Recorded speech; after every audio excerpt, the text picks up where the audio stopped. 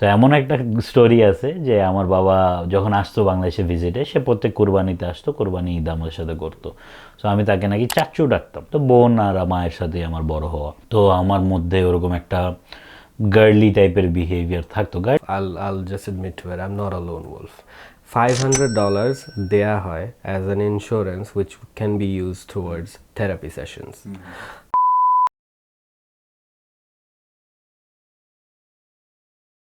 3, 2, 1, action. Hey guys, thank you so much for watching our second video. Our second video underperformed a little bit. We don't know why, but that's fine. Our third video will be actually very helpful because আজকে আমরা কথা বলতেছি about mental health. Mental health আমাদের জন্য অনেক important. So আমি চাচ্ছিলাম বা ইফতি মেইনলি সাজেস্ট করছে যে we should do it because it's a very important thing, যেটা কিনা স্পেশালি ছেলেদের মেন্টাল হেলথ নিয়ে কথা বলা হয় না। So we are gonna talk about that. So mental হেলথের কথা যদি আমি বলি, অনেক ক্ষেত্রেই আছে। অনেক ছোটোবেলা থেকেই যাইতে হবে, ছোট থেকে বড় হওয়া, পুরোটা ব্যাপারটাই শেয়ার করতে হবে আসলে। 15 মিনিটে আমরা এটা নিয়ে একটা আলাদা সিরিজ বানাইতে পারি কিন্তু চাইলে। স্যাড ম্যানিয়াকের mental health season 1 episode one পিসের মতো। বাট স্টিল যেটা আমি বলবো, আমি গ্র্যাজুয়ালি ছোটোবেলা থেকে শুরু করে গ্র্যাজুয়ালি যেতে যেতে তারপর আমরা ওই হিসাবে যাব basically. So first of all, যখন আমি ছোট ছিলাম, আমার বাবা কমপ্লিটলি বাইরের দেশে থাকতো। সে আমার লাইফে 20 বছর সে বেঁচে ছিল, 20 বছরই সে বেসিক্যালি বিদেশেই ছিল।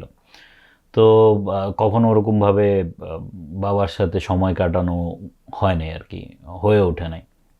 তো দেখা যেত যে যখন আমি ফার্স্ট টাইম সাইকেল চালানো শিখলাম, ফার্স্ট টাইম আমি যখন হাঁটছি, ফার্স্ট টাইম আমি যখন দৌড়াইছি, বা ফার্স্ট টাইম স্কুলে ভর্তি হয়েছি, পুরোটা টাইমই আমি আমার বাবার এরকম ফাদার ফিগার আমার লাইফে ছিল না।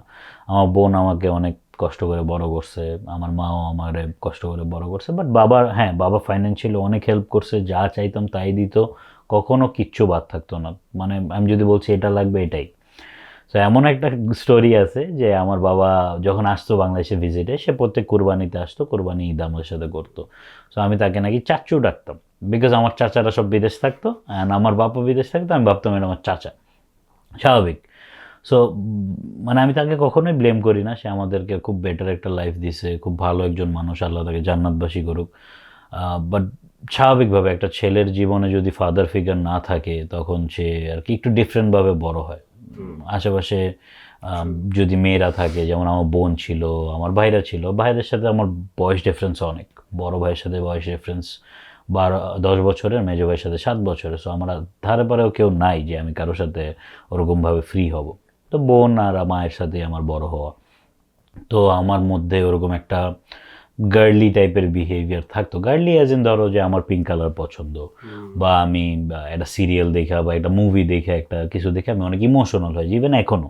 ওই যে ছোটোবেলা থেকে আসে, এখনও এটা আমার সাথে রয়ে গেছে।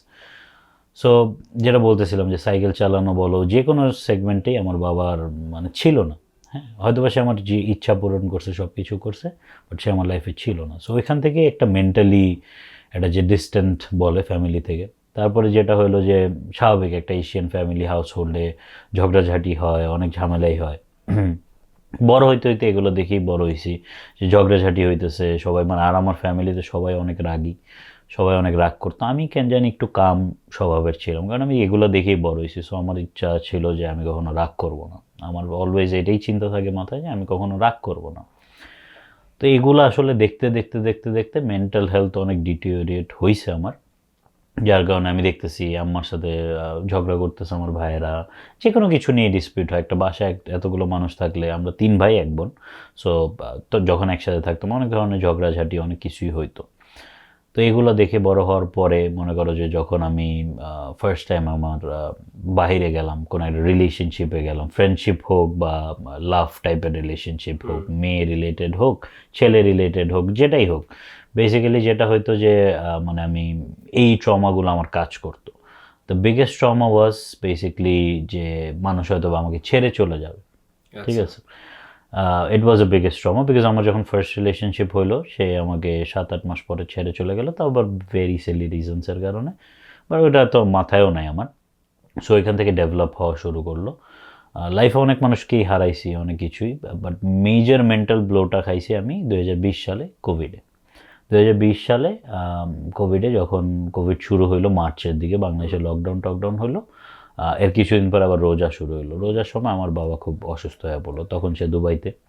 সো সে যখন অনেক অসুস্থ হয়ে পড়লো, তো হঠাৎ আমরা খবর পেলাম তাকে হাসপাতালে ভর্তি করা হয়েছে। সে নাকি সারা রাত সেন্সলেস ছিল। তাকে হাসপাতালে ভর্তি করছে, 14 দিন সে হসপিটালে ছিল, ভেন্টিলেটরে ছিল। আমরা হয়তো একবার দেখতে পারছি, একটা পরিচিত ডাক্তার ছিল, তার থ্রুতে একবার ছবি পাইছি যে তার মুখে ভেন্টিলেটর। তো খুবই ব্রুটাল একটা অবস্থা। আমি চাই না কেউ কারো লাভড ওয়ান্সকে এভাবে দেখুক। দেন আমার বাবা যখন ফাইনালি 14 নম্বর দিনে, 13 নম্বর দিনে তার একটু হুশ আসছিল, বাট সে হয়তো বা দেখছে ভেন্টিলেটর অ্যান্ড স্টাফ, অ্যান্ড সে খুব ভীত স্বভাবের ছিল।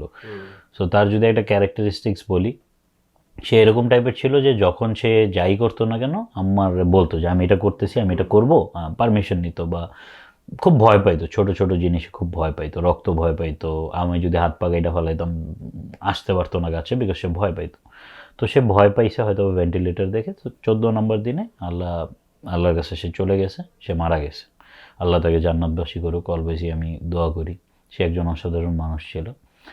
তো যখন আব্বা মারা গেল জুন জুলাইয়ের দিকে, তখন খুবই বাজে অবস্থা। রোজার সময় আমরা পুরাটা রোজার টাইম আমরা দোয়াটাও করছি যে আল্লাহ তাকে তুমি সুস্থ করে দাও, কিন্তু তার আর আমাদের কাছে ফেরত আসা হয়নি। সো যখন when you lose a parent, যারা হারাইছে তারাই বুঝতে পারে। দেখা যায় যে আমরা বাপ মারে অনেক নেগলেক্ট করি, অনেক বেশি মানে চিন্তা করি অ্যানয় করতেছে, হয়তো বা আমাদেরকে প্যারা দিতেছে ছোটবেলা থাকলে, বা টিনেজের একটা রেবেলিয়ান ফেসে থাকলে এরকম আমরা করি।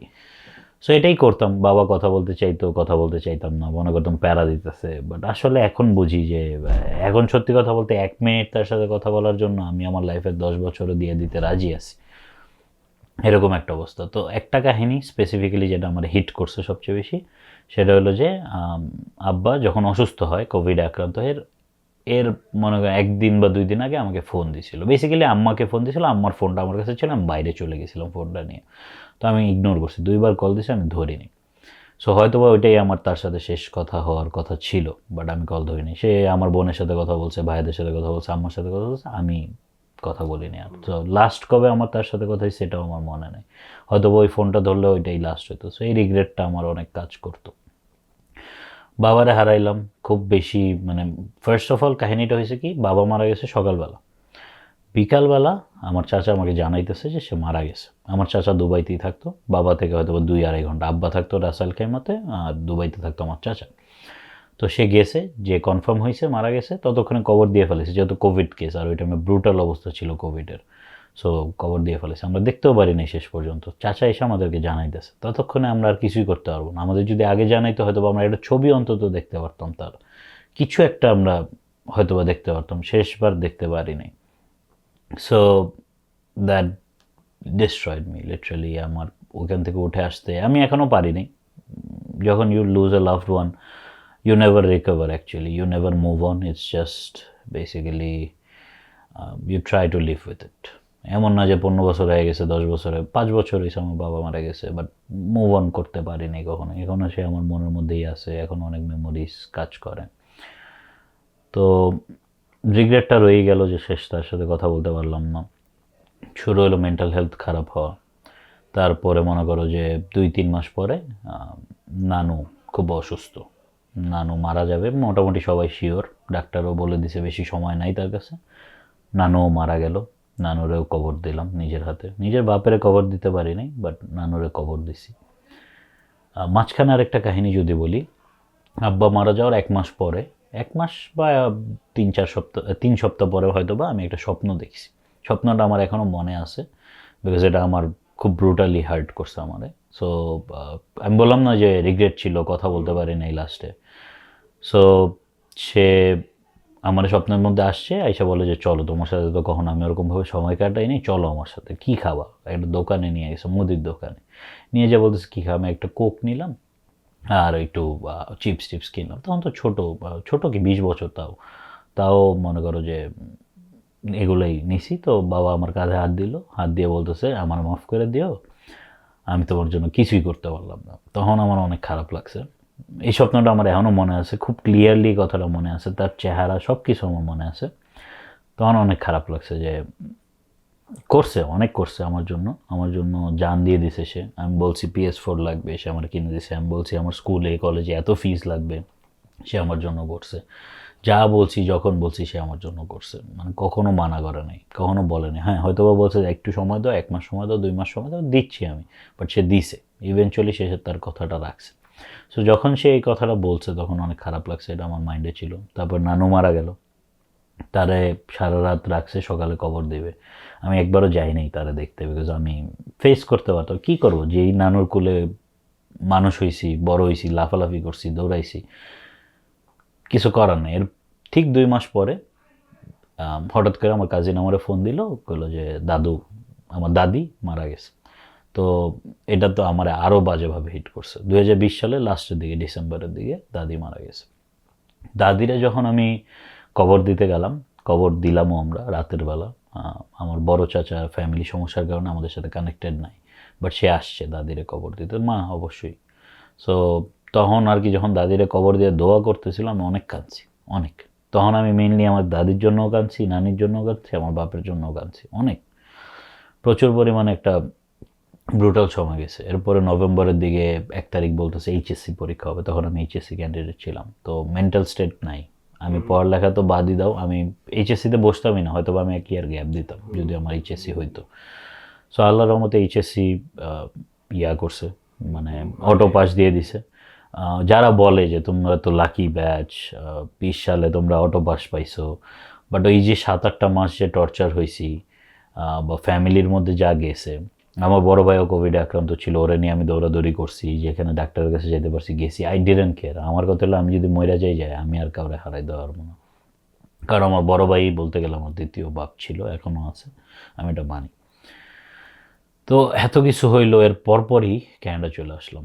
ক্যানাডা আসার পরে আর একটা ধাক্কা খেলাম, একাকিত্বতা, একা থাকা, জব করা, মানে জীবনে কখনো জব করি নাই, কিছু করি নাই। সো এই জিনিসটা আরও অনেক বাজেভাবে হিট করছে। বাসায় এসে দেখি অন্ধকার একটা রুম, না খাবারের মতো কিছু আছে না কিছু। এই সময় যখন মানুষ খাবার তোমারে দেয় বা তোমারে, ইটস ভেরি ইমোশনাল। সত্যি কথা বলতে গেলে it's very very emotional. So ওই টাইমটার মধ্যে যারা যারা আমার হেল্প করছে, আমি আজীবন তাদেরকে মনে রাখবো। বাট স্টিল, তুমি যে এখনো আমি ঘরে থাকি, যাই থাকি, আমি একাই। আমার হয়তো বা মানুষের সাথে কথা বলতেছি, কানেকশন বিল্ড করতেছি, আড্ডা দিতেছি, বাট স্টিল একাই আমি। মোস্ট অফ দ্য টাইম একাই তো থাকে। হ্যাঁ, মোস্ট অফ দ্য টাইম আমি একাই থাকি। সো ইটস ইম্পর্টেন্ট, সত্যি কথা বলতে কি, it's important to talk to someone about this.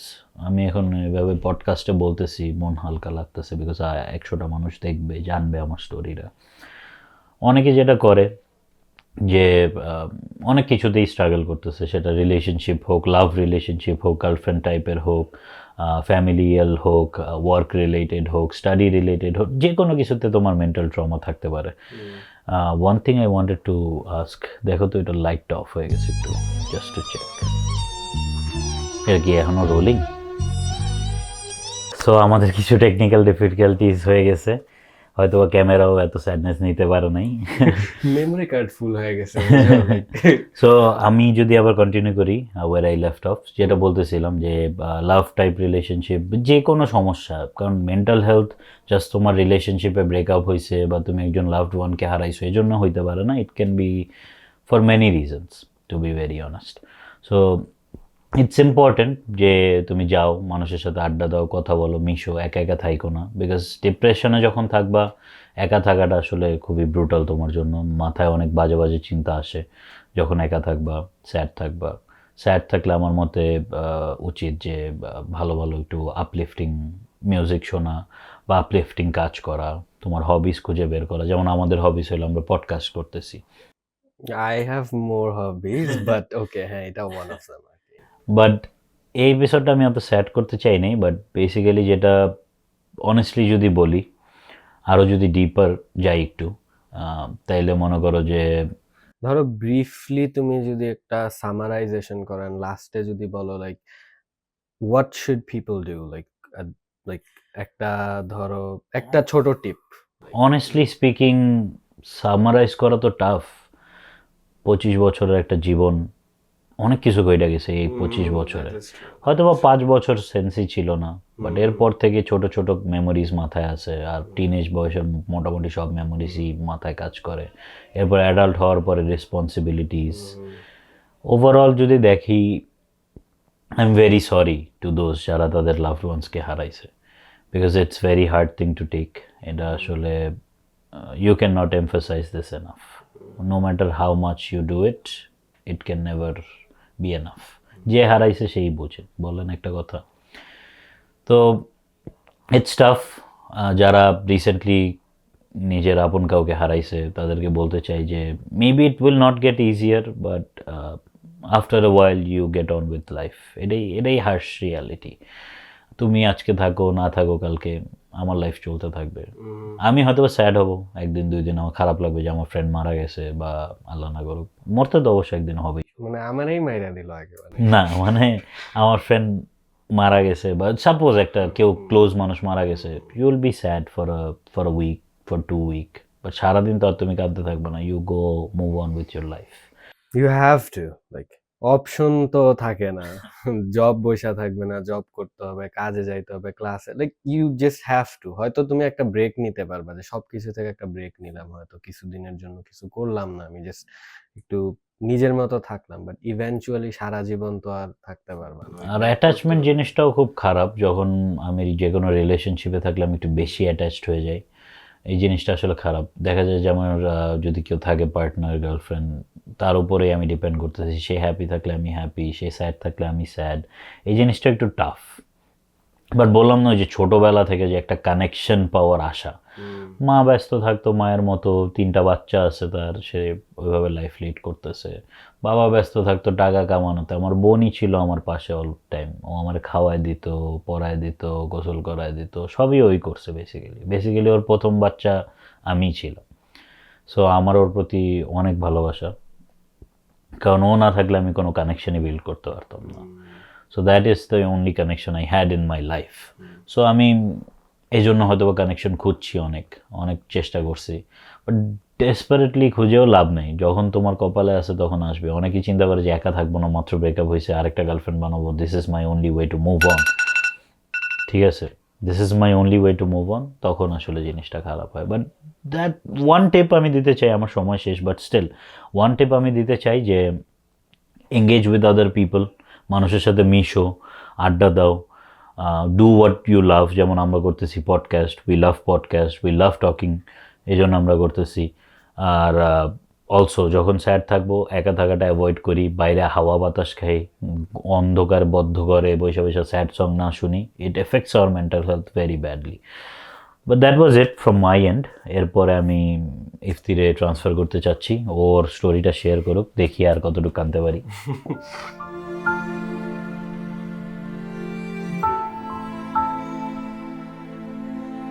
তো এখন আমার মেন্টাল হেলথ বা স্যাড স্টোরি যদি বলতে যাই, আসলে আমি ওই তোমার আর আমার স্টোরি কিছুটা সিমিলার, কারণ আমারও বাবা ছিল অনেক লম্বা একটা টাইম দেশের বাইরে। সো আমিও আমার মা আর 2 বড় বোনের সাথে বড় হয়েছি। সো আমার বড় বোনগুলাও বলতে গেলে লাইক আমার লালন পালন করে বড় করছে। মা most of the time busy থাকতো ঘরের কাজকর্ম নিয়ে। তো আমারও ওই সেম কেসই বলা যায় কিছুটা, ইভেন দো আমি অতটা ডিপলি ফিল করি নাই, বাট স্টিল একটু একটু ছিলই, যে obviously there father is missing. Financially similar case, সবই দিছে, যত সাপোর্ট করতে পারে করছে, বাট আর কি মানে ফিজিক্যালি প্রেজেন্ট ছিল না। অ্যান্ড প্রেজেন্ট যখন হয়েছে ততদিনে আমি অনেক বড় হয়ে গেছি। সো গ্রোথ হওয়ার টাইমটাতেই ছিল না, ইনভিজিবল। তো যাই হোক, তো আর আমার বোনরাও, আমি যখন মনে হয় ক্লাস 5-এ বা 6-এ পড়ে, আমার এক্স্যাক্টলি খেয়াল নেই, বাট 4, 5, 6 এর মধ্যেই আমার বোনদেরও বিয়ে হয়ে যায়, অ্যান্ড দেন তারপরে তারা শ্বশুরবাড়ি, তারপরে বিদেশে চলে যায়। লাইক সো আমি আর আমার মা বলতে গেলে লাইক আমার পুরো গ্রোন আপ পিরিয়ডটাই আমি আর আমার আম্মুই ছিলাম। আর আমার আম্মুর বয়সও মোটামুটি ভালোই ছিল যখন আমি বলতে গেলে লাইক হাই স্কুল বা ওই ক্লাস 7, 8 বা 9-এর দিকে যখন ছিলাম, তখন বলতে গেলে আম্মুর বয়স অনেক ভালো, মানে অনেক বেশি আর কি। তো আম্মু প্রায় অসুস্থ থাকতো, আম্মুরে নিয়ে হাসপাতালে দৌড়াদৌড়ি চলতেই থাকতো। তো বাংলাদেশে বলতে গেলে আমি পার্সোনালি যেই টাইপের মানুষ, আমি হচ্ছে অনেক মানে একটু এক্সট্রোভার্টিভ। আমি মানুষের সাথে মিশতে পছন্দ করি, ঘুরতে পছন্দ করি, অ্যান্ড আমি কখনো লাইক একা থাকাটা আমার হয় না। Like I am not a lone wolf, I'll just admit to it, I am not a lone wolf.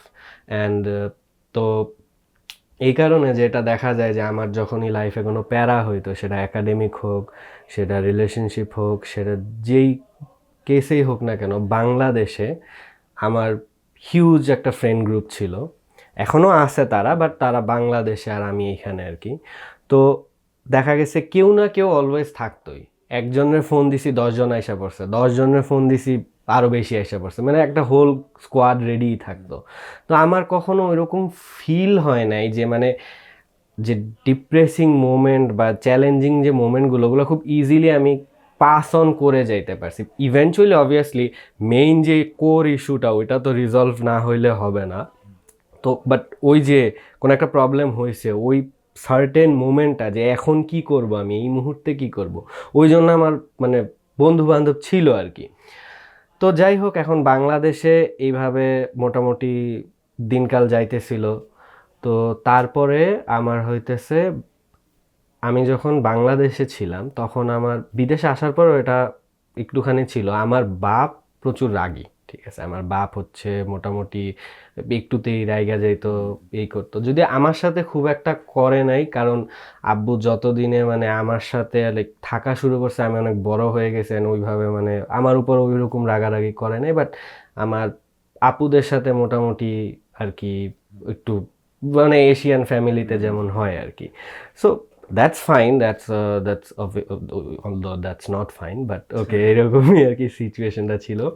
তো তারপরে যেটা হয় যে আমি মানে আমি বড় হয়েছি, আমি দেখতাম যে আমার বাপ হচ্ছে আমার মায়ের সাথে ঝগড়া করতো, আমার মা হইতেছে চুপচাপ জাস্ট শুনতো, কিছু বলতো না।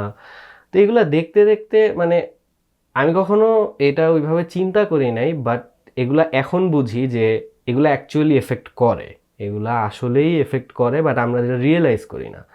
তো দেখা গেছে যে আমিও একটুতেই আমি চেইতে যাইতাম, আমার আম্মুর সাথে অনেক রাগারাগি করছি আমি, which is like doesn't make any sense, like এটা আসলে করা একদমই উচিত হয় নাই, বাট করছি। আমি ছোটোবেলায় বহুত রাগারাগি করছি বাংলাদেশে থাকতে। অ্যান্ড দেন অন্য দেখা গেছে যে বন্ধু বান্ধব বা রিলেশনশিপেও একটু এই দিক সেদিক হইলেই দেখা গেছে যে আমি মানে অনেক লাইক কী বলবো, অনেক সাইকটিক বিহেভিয়ার করতাম, যেগুলো আসলে লাইক একদমই লাইক এটা করা উচিত না। এটা একটা সুস্থ মস্তিষ্কের মানুষের এটা একদমই করা উচিত না।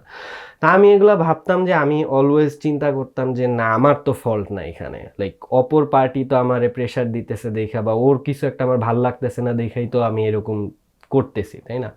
বাট দেন লাইক বিদেশে আসার পর এগুলো চেঞ্জ হয়, বাট আগে বাংলাদেশ থেকে আমি বের হই। তো বাংলাদেশে এরপরে তো কোভিড অবভিয়াসলি আসে। কোভিডের সময় আমি লাইক আমার পার্সোনাল ফ্যামিলিতে আই উডন্ট সে যে আল্লাহর রহমতে ওরকম লস আমি ফেস করি নাই, আলহামদুলিল্লাহ। বাট মানে আমার আশেপাশে আমার ফ্রেন্ড হোক বা মানে ক্লোজ দেখা গেছে আত্মীয় স্বজনদের মধ্যে I have seen like people passing away. তো ওইগুলা দেখা গেছে যে আমি অনেক ছোটবেলা থেকে আমি হইতেছে লাইক অনেক ডেথ সিনারিওস দেখছি, since you spoke a lot about that. So আমার যেই জিনিসটা হয় দেখা গেছে যে আমি মানে একদম শুরুতে যদি যাই, ফার্স্ট যে ডেথ কেসটা হয়, আমার দাদি মারা যায় যখন, তো তখন আমার বয়স মনে হয় কত হবে, 8-10, I can't really remember, but মানে ভালোই ছোট আমি তখন। তো দেখা গেছে যে আমার দাদিরে কবর দিতেছিল, ছোট বাচ্চা, আমি আমি দাঁড়ায় আছি literally, I wasn't suppose to be there, but আমি যাই সবার মাঝখানে আমি দেখতেছি, I am not like feeling anything, but দেখতেছি। তারপরে আস্তে আস্তে বড় হই, এরপরে একবার হচ্ছে একটা ফ্রেন্ডের অ্যাক্সিডেন্ট হয়, তারপরে এরপরে আসে হইতেছে আমার একটা মামি রোড অ্যাক্সিডেন্টে মারা যায়, তারপরে হচ্ছে আমার এক ফ্রেন্ডের মা মারা যায়। তো ওই প্রত্যেকটা সিচুয়েশনে I was like on spot present, যে আমি ওখানে মানে দেখা গেছে লাশ নিয়ে যাওয়া থেকে শুরু করে দাফন দেওয়া পর্যন্ত, like throughout the entire moment I am there. And everyone's crying, like সবাই কাইন্ডা ভাষায় ফেলতেছে, but I am just there, আমার চোখ দিয়ে কোনো পানি বের হইতেছে না।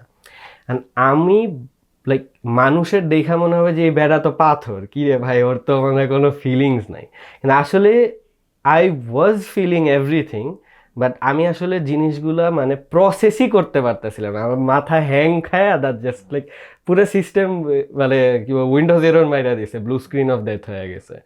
তো কথা হইতেছে যে এরপরে এরকম আর কি, এখন ওইভাবে দেখা গেছে যে বাংলাদেশে থাকতে আমি আমার যে মেন্টাল হেলথ, আমার যত প্রবলেমস হয়েছে আমি ওগুলো কখনো ওইভাবে অ্যাকনলেজই করি নাই, যে এগুলো মানে এগুলো যে ফিক্স করব, যে রুট কজে যায় আচ্ছা কিভাবে কি করা যায়, like try to fix it, maybe meditation হইতে পারে, আর কোনোভাবে চেষ্টা করি, ট্রাই করছি কয়েকবার, চিন্তা করছি, বাট কখনো করা হয় নাই, আমি আলটিমেটলি কিছুই করি নাই। এরপরে একটা আধা ভাঙ্গা অবস্থায় খুবই আনস্টেবল একটা পজিশনে আমি আইসা পড়ছি বিদেশে। আসল কাহিনী শুরু হয় এখানে আসার পরে। First of all overwhelming situation, secondly আমি as I said I am not a lone wolf, এখানে আইসা দেখি যে আরে ভাই আমি তো একলাই পড়ে গেছি। এখন আল্লাহ রহমতে আই নো সাম পিপল, আমি মানুষের সাথে চলছি, ঘুরছি ফিরছি, মানুষজন চিনি, ঘোরাফেরা হয় মাঝে মধ্যে, বাট স্টিল মানে মোস্ট অফ দ্য টাইম সব কিছু তো একা একাই করা হয় অ্যাজ ইউ স্যাড। তো দেখা গেছে যে আমি মানে এটা নিতেই পারতেছিলাম না, আমি লিটারেলি আমি প্রথম 4 থেকে হ্যাঁ প্রথম পুরা সেমিস্টারটা 4 মাস, যে সেমিস্টার আমি প্রবেশন খাইছিলাম, মানে খুবই বাজে অবস্থা ছিল। স্টোরি তো আমরা আরেক এপিসোডে শুনছি। ফার্স্ট এপিসোডে বলছিলাম। তো যাই হোক, তো আমি সারাদিন যেটা করতাম, আমি বাসায় বসে গেম খেলতাম। গেম খেলাটা খারাপ না, বাট আমি হইতেছে লিটারালি অন্য কিছুই করতাম না, দেখা গেছে খাইতেছি না, আমি খালি গেম খেলতেছি, পইরা আছি, মানে ঘুমায় যাইতেছি গেম খেলতে খেলতে, আবার উঠা গেম খেলতেছি, তারপরে হইতেছে দেখা গেছে যে ঠিক মতো খাইতেছি না, কিচ্ছু করতেছি না, সারাদিন বিছানায় শুয়ে আছি, হয়তো উঠা বারান্দার দিকে এমনি তাকায় আছি, মানে আর বাসায় কেউ নাই, সবাই আমার যে রুমমেটরা থাকে কাজে, সবাই কাজে, আমি বাসায় সারাক্ষণ একা, কাউরে চিনি না, কই যাব কি করব, শহরও চিনি না, রুট কেমনে কেমনে কি করে কিচ্ছু বুঝতেছি না। তো মানে পুরাটা টাইম মানে খুবই আনস্টেবল একটা অবস্থা। তারপরে দেশের মানুষজনের সাথে যে মানে দেশে যারা পরিচিত আমার ফ্রেন্ড যারা আছে, ওদের সাথে দেখা গেছে যে ওদের সাথে আর কতক্ষণই বা কথা বলবো, মানে ওদের সাথে তো লাইক টাইমিংটা মিলে না, দেখা গেছে আমি ঘুম থেকে উঠছি ওরা ঘুমাইতে গেছে, সো 12 ঘন্টার একটা ডিস্টেন্স। তো কোনোভাবেই মানে লিটারালি এইভাবে যাইতে যাইতে মানে আস্তে আস্তে অবস্থা আরো বাজে থেকে বাজেই হইতেছে। তো এখন কি করব কি করব, তো আমি হইতেছে আমি এরপরে চিন্তা করি যে না, কিছু একটা করা দরকার, লাইক শুড ডু সামথিং। তো আমাদের একটা জিনিস আমার আবার আসলো মাথায়, আমাদের ব্যাটারিতে লিটারালি দাগ চলে আসছে, যে কোনো মুহূর্তে এটা বন্ধ হয়ে যাবে। 5 মিনিট আছে। আচ্ছা 5 মিনিট যদি চলে তাইলে তো 5 ভালো। মিনিট চলবে। ওকে ঠিক আছে। তো যেটা হয় আমি প্রথম যেটা করি, আমাদের জীবন যেহেতু এত মিনিট চলে গেছে এই লো ব্যাটারিতে, ক্যামেরা চলতেই পারে। তো তারপরে আজকে ক্যামেরাও ওভারওয়ার্ক হয়ে যাইতেছে। তো তারপরে আমি হচ্ছে যেটা চিন্তা করি যে না, আমি একবার আমি কিছু একটা করা দরকার। তো আমি ফার্স্ট স্টেপ নেই, ফার্স্ট স্টেপ যেটা হইতেছে সুইসাইড। তাইলে এইখানে হু মানে ভাই এরা ইফতির বুথ। ওকে ওকে। তো তারপরে হিউমারিজম ডিফেন্স হ্যাঁ হ্যাঁ, তো আমি এরপরে যেটা করি যে আমাদের যারা ইউনিভার্সিটি অফ রেজাইনাতে পড়াশোনা করে, আমাদেরকে হচ্ছে $500 দেয়া হয় as an insurance which can be use towards therapy sessions. আমি একটা সেশন এক জায়গায় নেই, আমি এটা ডিটেলস এখন যাব না কেমনে কি করছি, বিকজ এটার প্রসেসটা অনেক লম্বা ছিল, বাট যাই। তো যাওয়ার পরে আই মেট উইথ সামওয়ান, তারপরে হইতেছে যে কথাবার্তা হয়, 1টা থেকে 2টা সেশন যাই, 3 নাম্বারটা আমি আর টাইম পাই নাই, সেশন মিলাইতে পারি নাই, ওই ডাক্তারও এখন আর নাই, মুভ হয়ে গেছে অন্য জায়গায়, তো এখন আমার আবার নিতে হবে অ্যাপয়েন্টমেন্ট। বাট যাই হোক, যদি যাইতে চাই তো 2টা সেশন করে আমি যেটা মানে কথোপকথনের মাধ্যমে যেটা বুঝছি, অনেক কিছুই বলছে। সো দেন আমি যেটা স্টার্ট করি যে আমি আস্তে আস্তে আমার লাইফটা গুছানো স্টার্ট করি, অ্যান্ড আমার ব্যাড হ্যাবিটগুলো আমি ছাড়া শুরু করি আস্তে আস্তে, এই যে বদ মেজাজ যাই হোক, like I started seeing the other side of the table. তারপরে হচ্ছে দেখা গেছে যে অন্য একটা মানুষ কোনো একটা কিছুতে রিয়্যাক্ট করছে, তো আমি ট্রাই করি, চেষ্টা করি, তাও মানুষ হিসেবে মাঝে মাঝে আমারও একটু মানে মাথায় লাইগা যায়, মেজাজ তো চলে আসে, বাট সর্বোচ্চ চেষ্টা করি যে আচ্ছা আদার ওয়েটাও দেখার, অন্যের জুতাটাও পায়ে দিয়ে দেখার যে আসলে, কারণ সবারই তো আলাদা আলাদা কেস। তারপরে মোস্ট ইম্পর্টেন্টলি আমি যেটা করি যে পার্সোনালি আমি ফটোগ্রাফি, সিনেমাটোগ্রাফি আমার প্যাশন ছিলই আগে থেকে। আর গেম টেমও খেলতাম, পিসি আর টেকনোলজি নিয়েও আমার অনেক ইনথুজিয়াজম ছিল। তো আমি এরপরে হচ্ছে এইগুলা নিয়ে আরেকটু বেশি ইনডেপথ যাওয়া শুরু করি। আমি দেখা গেছে যে আমি পিসি বিল্ড করি, তারপরে হচ্ছে আমি একটু গেম টেম খেলি, আবার এডিটিং শুরু করি। মাঝখানে একটা বিশাল গ্যাপ ছিল, তারপর আবার এডিট শুরু করি। আমি আমার ক্যামেরা গিয়ার্স আপগ্রেড করি, তারপরে ফটোশ্যুট করি। মানে ওই দিকটাতে আস্তে আস্তে একটু মানে ইনভেস্ট করা শুরু করি নিজের টাইম। তারপরে এইভাবে আস্তে আস্তে আমি মানুষজনও চিনি, তারপর আমার আরও ফ্রেন্ডস হয়, ভাই ব্রাদার পরিচিত হয়। এরপরে আমি হচ্ছে বাইরে টাইরে মাঝে মাঝে ঘুরতে যাই। এরপর তো জব টব হয়, জবস হওয়ার পরে তারপরে হচ্ছে লাইক লাইফ বিজি হয়ে যায় আর কি। তো মেইন জিনিস যেটা হচ্ছে যে আমি যেটা রিয়েলাইজ করি অ্যান্ড যেটা আমাকে লাইক আমার থেরাপিস্টও বলে যে রাশ করে কোনো কিছু করলেই হচ্ছে মেইন ঝামেলাটা হয়। আমি পুরো আমার থ্রু আউট লাইফে আমি অলওয়েজ একটা হ্যাসেলের মধ্যে ছিলাম, যে আমার তাড়াহুড়া ছিল মাথার মধ্যে একটা। এখন আমি যেটা চিন্তা করি যে আমাকে যদি কেউ আইসা বলে যে ইফতি তোমারে আমি একটা দিছি, ধরো একটা অনেক বড় ডিসিশন দিলাম, তুমি 2 মিনিটের মধ্যে আমাকে একটা অ্যান্সার দাও। আমি বলছি আমি বলবো যে আমার কোনো অ্যান্সার নেই, আমি পারবো না 2 মিনিট অ্যান্সার দিতে। I need to think about ইট। আমি টাইম নিয়ে আমি প্রপারলি চিন্তা করে তোমার ফিডব্যাক দিতেছি। লাইক এই যে পিসফুলি চিন্তা করে আগাইলে লাইক অনেক কিছুই আসলে ইজি হয়ে যায়। Like you can think about a lot of things. আর অ্যাগেন তুমি যেটা বলছো যে মানুষের সাথে কথা বলাও অনেক ইম্পর্টেন্ট। লাইক আমরা চিন্তা করি যে আমি নিজে নিজে সব ঠিক করে ফেলবো, এই করবো ওই করবো, বাট এটা আসলে হয় না। আর আমরা মেন্টাল হেলথের আমি জানি না যে কেন, মানে স্পেশালি সাউথ ইস্ট এশিয়াতে মানে এই জিনিসটা একদম ডিসরিগার্ডই করা হয়। এমনিতে তো ছেলেদের মেন্টাল হেলথ দেখেই না, আর ওই দিকে আরও বেশি ডিসরিগার্ড করা হয়। আর থেরাপি সেশনের কথা কেউ চিন্তা করলে ভাবে যে আমি কি পাগল নাকি, আমি কেন থেরাপিস্টের কাছে যাবো। ভাই থেরাপিস্টের কাছে যাওয়া মানে এই না যে তুমি পাগল, it's just your getting a professional advice. তুমি প্রফেশনাল হেল্প, হ্যাঁ প্রফেশনাল, এইটাই এইটাই মানে এটা দরকার আমার। আর এমনি এখন হ্যাঁ ঠিক আছে, একটা জিনিস হইতে পারে যে ইটস এক্সপেন্সিভ, বিদেশে এটা আসলে expensive. So if you can't afford it তাইলে ঠিক আছে, that's one good reason. But তোমার যদি মানে if you can afford it, তাও তুমি যদি এই রিজনে না যাও যে ভাই আমি পাগল না, I can fix it my self, তাহলে ভাই তুমি বোকা, তুমি তো জাস্ট সিচুয়েশন আরও ওয়ার্স করবা। So like take action, take precaution, মানে যেটা করার দরকার ওইটা করো। অ্যান্ড এক একজনের লাইফ স্টোরি এক এক রকম। অ্যাগেন আমি সবাইরে বলতে পারবো না যে তুমি এইটা করো, আমি যেটা করছি তাইলেই হয়ে যাবে। কয় মিনিট আছে টাইম তো? আচ্ছা, সো টিপস দিয়েই দুইজনেরটাই শেষ হচ্ছে। যে আমি যেটা বলবো যে মেইন জিনিস হইতেছে realisation. Like try to realise যে ধরো কোনো একটা জিনিস তোমার লাইফে ভুল হয়েছে বা কোনো একটা কারণে তোমার যে মেন্টাল ডিস্ট্রেস হচ্ছে, এটা অ্যাকনলেজ করো। টেক সাম টাইম, দরকার হইলে একটা লিপ ব্যাক নাও, একটু বসো, চিন্তা করো। Take some time. ওই কিছু একটা হয়েছে, মেজাজ খারাপ, গেলাম যায়া এইটা কইরা ফেললাম, ওইটা কইরা ফেললাম। আরে ভাই ওই যে তুমি যেটা বলছো যে একটা ব্রেকআপ হয়েছে দেখে এখন আরেকটায় যেতে, ওইটাও একটা রাস্ট সিচুয়েশন। মানে হ্যাঁ হইতে পারে যে তুমি আরেকটা রিলেশনশিপে তোমার যাওয়া লাগতে পারে, বাট টেক সাম টাইম। না না, হ্যাঁ take some time, think about it. মানে রাশ কোনো প্রসেসই রাশ করলে তাড়াহুড়া করা ভাই শয়তানের কাম। এই ভিডিওটা শেষ করার আগে লাস্টলি আমি বলতে চাই যে বেসিক্যালি সাউথ ইস্ট এশিয়াতে ইফতি যেরকম বললো যে মেন্টাল হেল্প সিক করাটা মানুষ পাগল ভাবে যে আমি কি পাগল নাকি যে আমি মেন্টাল হেল্প সিক করবো। বাট না, হেল্প মানুষের দরকার পড়ে। যেমন তুমি পইরা গেলে তোমার কেউ উঠানোর জন্য একটা হেল্প দরকার, এরকম মেন্টালিও you need professional help.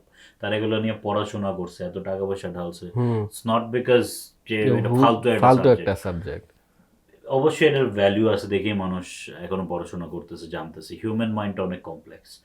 So এরকমভাবে ভাইবো না যে জাস্ট আমার সাথেই হচ্ছে, কেন বারবার আমার সাথেই কেন হচ্ছে। ইটস নট লাইক দ্যাট, সবার সাথেই এরকম হয়। Everybody is fighting a battle you don't know nothing about. সবার ভিতর একটা ডিফারেন্ট দুনিয়া, different traumas. So come forward if you need help. যদি আমার সাথেও কথা বলতে মন চায়, ইফতির সাথেও কথা বলতে মন চায়, reach out on social media as well. যে কোনো কিছু, নো জাজমেন্ট। এখানে মানুষ অনেক জাজ করে, তুমি ওই মায়ের সাথে ফ্লার্ট করছো, এই করছো, তুমি ওই মায়ের সাথে ছ্যাঁচড়ামি করছো। Maybe you were just trying to build a connection. Maybe you were looking for someone to build that connection. মানুষ কি করবো তুমি ছ্যাঁচড়ামি করছো, জাজমেন্টের কিছুই নেই। When you need mental help, nobody will judge you. বলবো যে I need help. You know the বোর্ডমের সাথে নো জাজমেন্ট অ্যালাউড হ্যাঁ, হিয়ার তো অলসো একটা আমি কোট পড়ছিলাম, এটা দিয়ে আমি ভিডিওটা বা এপিসোডটা শেষ করতে চাই, যে what is the bravest thing that you did. তখন ও বললো যে I asked for help. So that is true actually মানে the bravest thing you can do is ask for help. So if you're struggling as a man, woman, whoever you are, reach out to us, reach out to the nearby family members, whoever you feel like, but reach out, কথা বলো মানুষের সাথে, লাইফটারে গুছায় আনো, because life একটাই, মারা গেলেই solution হয় না। Okay, thank you so much guys. This was a very emotional video for us. It came from the deepest core of our heart. I hope you guys will appreciate it, and hopefully we'll be able to help someone, even one person. That's the goal. Thank you.